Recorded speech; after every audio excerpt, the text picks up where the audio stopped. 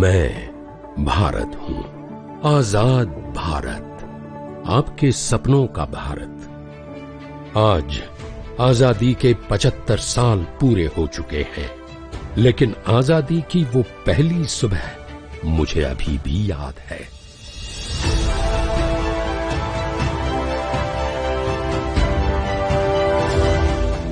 बिस्मिल्लाह खान की शहनाई से निकले राग भैरवी के सुर आज भी मेरे कानों में गूंज रहे हैं।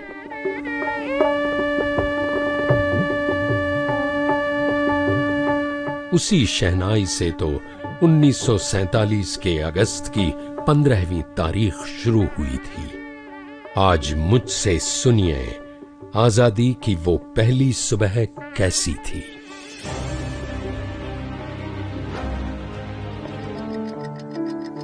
14 अगस्त की मध्यरात्रि संसद भवन में स्वतंत्र भारत के पहले प्रधानमंत्री पंडित जवाहरलाल नेहरू की आवाज गूंज रही थी।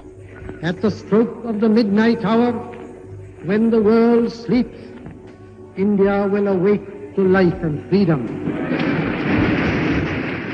इधर नेहरू संसद भवन के अंदर बोल रहे थे और उसी समय बाहर मूसलाधार बारिश में हजारों भारतीय आजादी का जश्न मना रहे थे।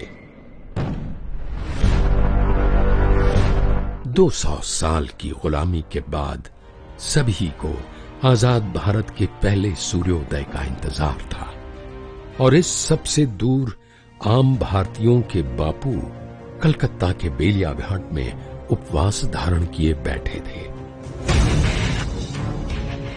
उनकी चिंता कुछ और थी। आजादी के दिन उन्होंने जश्न के किसी कार्यक्रम में हिस्सा नहीं लिया। पंडित नेहरू के बुलावे पर भी दिल्ली नहीं आए, क्योंकि बंटवारे के बाद बंगाल और पंजाब में अमन छिन गया था। लेकिन वो दिन सारी बलाएं दूर करने आया था।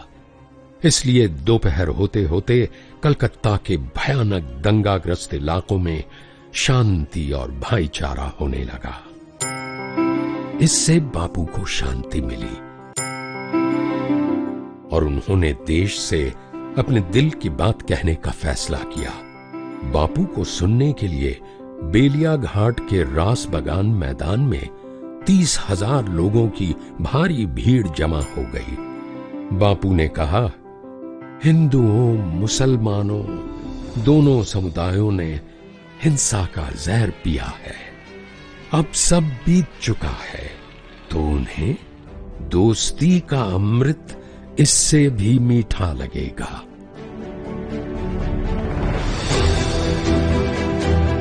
शाम को दिल्ली की सड़कों पर लोगों का सैलाब उमड़ पड़ा था। 5 बजे इंडिया गेट के पास प्रिंसेस पार्क में गवर्नर जनरल लॉर्ड माउंटबेटन को भारत का तिरंगा झंडा फहराना था। अनुमान था कि वहां 30,000 लोग आएंगे, लेकिन 5 लाख लोग आ पहुंचे थे। माउंटबेटन की बग्घी के चारों ओर इतनी भीड़ थी कि वे अपनी बग्घी से उतरने का सोच भी नहीं सकते थे।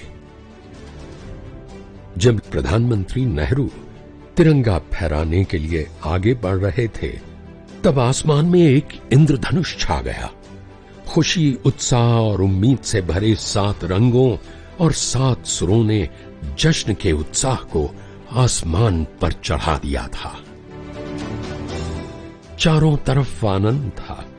उस दिन पंडित नेहरू ने जो कहा था, वो मुझे आज भी याद है। लोग आते हैं, जाते हैं और गुजरते हैं, लेकिन मुल्क और कौमें अमर रहती हैं।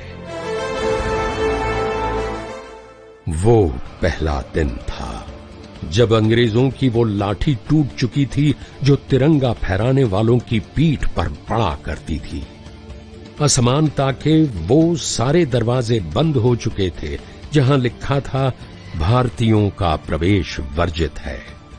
गुलामी की काली स्याह रातों की कोख से भारत में समानता के सूरज ने जन्म लिया था। इस सूरज ने सत्य और अहिंसा की रोशनी दुनिया भर में पहुंचाई है। ऐसा था आजाद